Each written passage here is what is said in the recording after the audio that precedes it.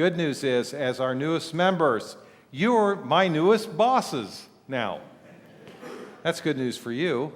Not so good news, Mr. and Mrs. Oxford, now turn you over to me. Okay? You come and listen to me every Sunday. The good news is that on this particular Sunday, I preach half as long as I normally do. All right, the bad news. The bad news is interesting today. Bad news. No matter who you are, where you have come from, whatever your spiritual gifts, whatever your achievements in life, there's always going to be somebody who doesn't like you. You stop and think about it right now. There's probably somebody who doesn't like you for who you are, for who God created you to be. You could be the Son of God. You could be God incarnate in human form, as Jesus was, and there would still be a Sadducee or Pharisee somewhere who didn't like you. So if you're feeling that way, get used to it, because it never ends. It kind of goes on through life that way. Preachers have to get over that sort of thing. We're people pleasers. When I started off in the ministry, that was always something I wanted to make everybody happy. You may want that too, want everybody to like you. When we go through the receiving line after church, people will shake our hands, shake my hands, and usually they'll say things like, "Nice sermon, Reverend. Nice sermon, Reverend." And everybody will say that, but maybe one person will come through the line and go, "That was lame." Now, which comment do you think I'm going to obsess about as I drive home from church? Well, unless we control ourselves and get over that and get used to it, there's always going to be that kind of comment in our lives. In fact, as a preacher, if everybody loves everything you say, you might want to question your prophetic calling, because our prophetic calling is to comfort the afflicted and to afflict the comfortable. And the comfortable don't like being afflicted. So if you're not, rubbing somebody the wrong way, you may not be doing the job. So if somebody doesn't like you, congratulations. That's their problem. You're in good company. You're in the good company of people like Jesus and Paul and a guy by the name of Timothy, who's in our text for today. Paul's in prison.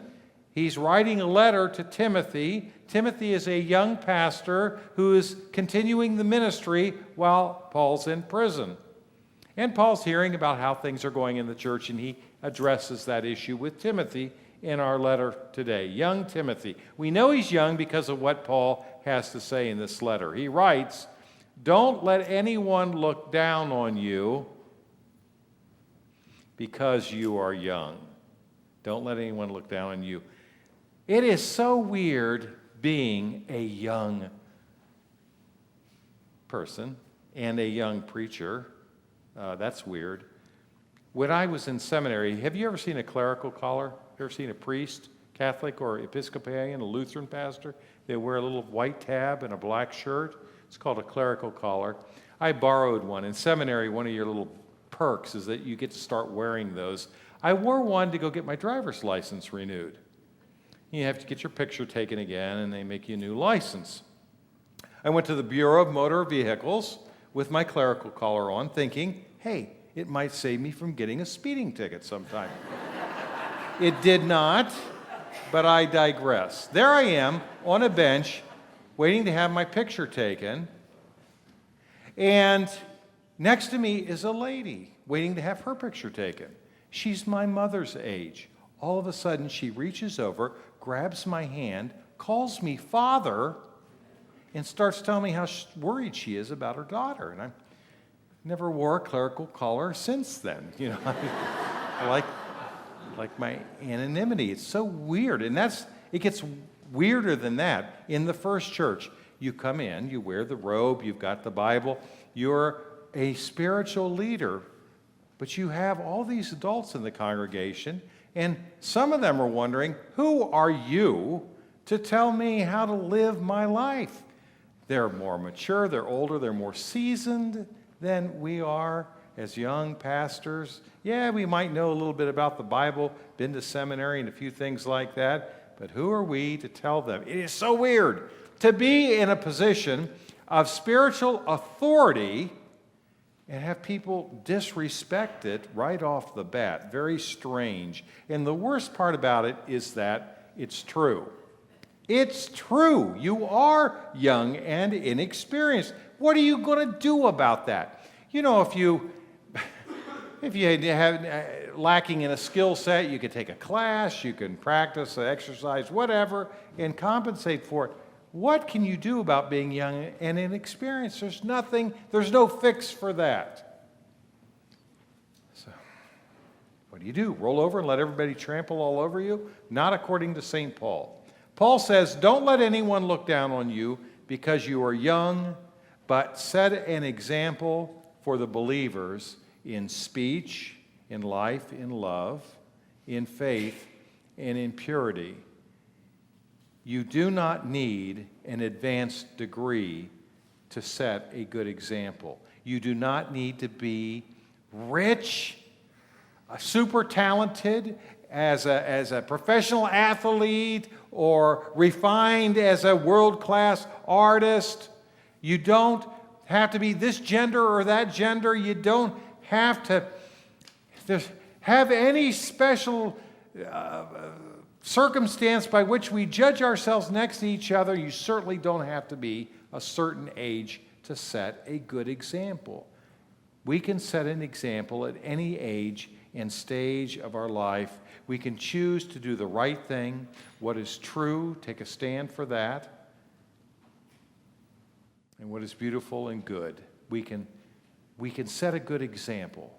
We're capable of doing that at any age and stage of life. And we should not worry about the judgment of others. Sometimes doing the right thing will incur the judgment of some. Jesus went about doing good, and he incurred the judgment of some people. The only judgments we should be concerned with are God's judgment. He's the final judge to whom we must all give an account at the last hour. And the judgments, frankly, of our parents, our preachers, our teachers, are only valid to the extent that they conform with God's standard that he has made known to us in his holy word. Young adults like you have been called the future of the church. That's how we refer to you in board meetings. I have a board meeting after church today. I'm getting bored to death. But when we're in there, they'll say, "Oh, there was a great service today," and we're so proud of our young members of our church. They're the future of the church, you know. We want to develop that, our young members. I disagree with that. I think you are very much the present of the church. I think you are gifted, talented. You have a lot to offer. You are already offering it, right? At church camp, at work camp. My old bunkie over here. And you know what? You're kind of inspiring, to be honest with you. You're kind of inspiring. I know you're under enormous pressure at school. Have you ever had a friend that didn't want you to like somebody else? Have you ever had that happen? If you like somebody else, they're not going to like you. Under enormous amounts of peer pressure at school to do hateful and hurtful things.